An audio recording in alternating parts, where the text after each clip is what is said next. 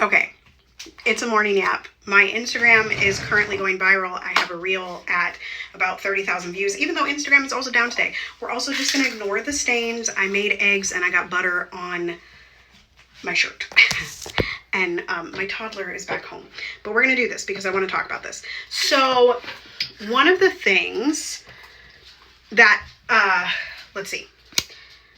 So one of the things that I want to talk about is one of the things that makes me radical within the biracial community and the Black community, and of course the white community, which is that I do believe that, like, truly, it's going to take a significant sum of many different people, types of people, many different phenotypes, many different orientations, many different countries, many different people, period, right?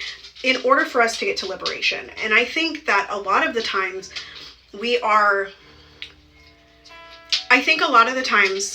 when we build affinity spaces, or when we say, like, as a Black community, like when we say like Black people, like, we just want to be left alone, what's actually happening is an invitation to tokenize, right? Because then we're the only ones doing the work. And at the end of the day, we can't be the only ones doing the work, right? Because there are more Black people on Earth. However, there are more people on Earth than just Black people or just white people or just whatever, what have you, right? And so, like, I just look at this as, you know, no one is free until we're all free. And if we're really, like, yes, free the most marginalized of us first, but it also means that white people are going to get free, right? And I'm not sure that we as a biracial and Black community have really explored what that means and what that looks like to have free white people alongside of Black people, because at the end of the day, white supremacy is putting them in chains too, right? Even the ones that want to be racist, even the ones that want to cause harm, right? White supremacy puts them in chains. No, thank you, baby. Mommy doesn't like pickles. And so I think that when I start talking to assigned white at birth people and I start talking about abolition, it gets people, right? And that particular view that I just described gets to people, and it threatens the status quo. And so I don't really mind. I used to mind, but I don't really mind at this point getting the hate comments, getting the comment sections that are crazy, because I know that the crazier the comment section, the more that I'm actually making sense and the more that I'm pushing for something that has to happen in order for us all to get to liberation. And I haven't yet called out, I've spoken directly to assigned white at birth people because y'all feel safe with me instead of listening to darker skinned people, but here we are. I'm going to utilize that platform, right? And so I just, like, yeah, it's cool to go viral. Yeah, it's cool that my followers are up. Yeah, it's cool that there's a bunch of comments on there for me to respond to.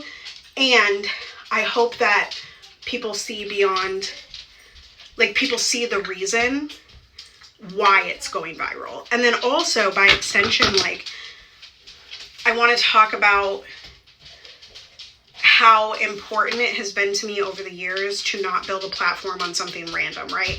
Like, inevitably, if you continue to post and continue to post and continue to post and continue to post, like, regardless of what it is, you will have posts that get more views than other views. You will eventually have a post that goes viral, strikes a nerve for whatever reason. And I have seen so many people go mega viral for, like, eating a chicken wing, and they're a musician and they still can't sell their music.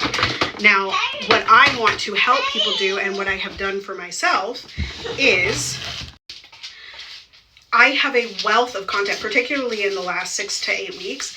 I've been really upping my content and really focusing it on LVP, which is Liberated Voice Practice, and also Blackening the Canon, the Negro Spiritual Intensive, and my albums.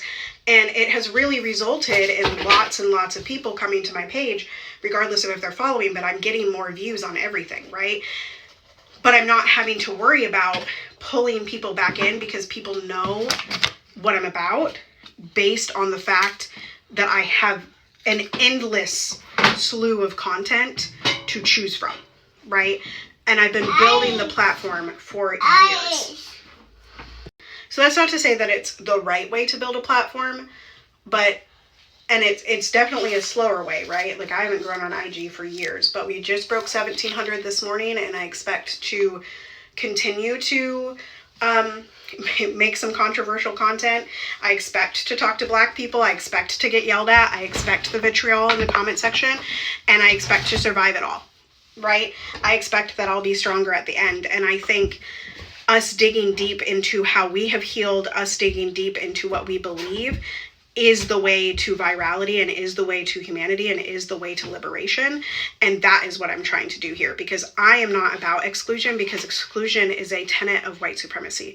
So I refuse to engage in that, which means that I have to talk to a bunch of different people at all times, right? Anyway, let me know if you have any questions. Feel free. I'll link the post in the comment section or in the description that's currently going viral. And if you are interested in joining the Negro Spiritual Intensive, it begins on Monday. I do have discount codes. Just message me. And then also you're welcome to join the Liberated Voice Practice in the membership community or as an async member.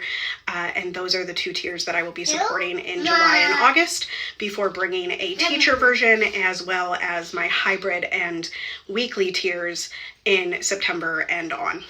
Okay. Abolish ICE, make good trouble, do good work. Do I say something else? Make good trouble. Abolish ICE, make good trouble, do good work. I love y'all hardcore. Joy is our revolution, and I will see you next time.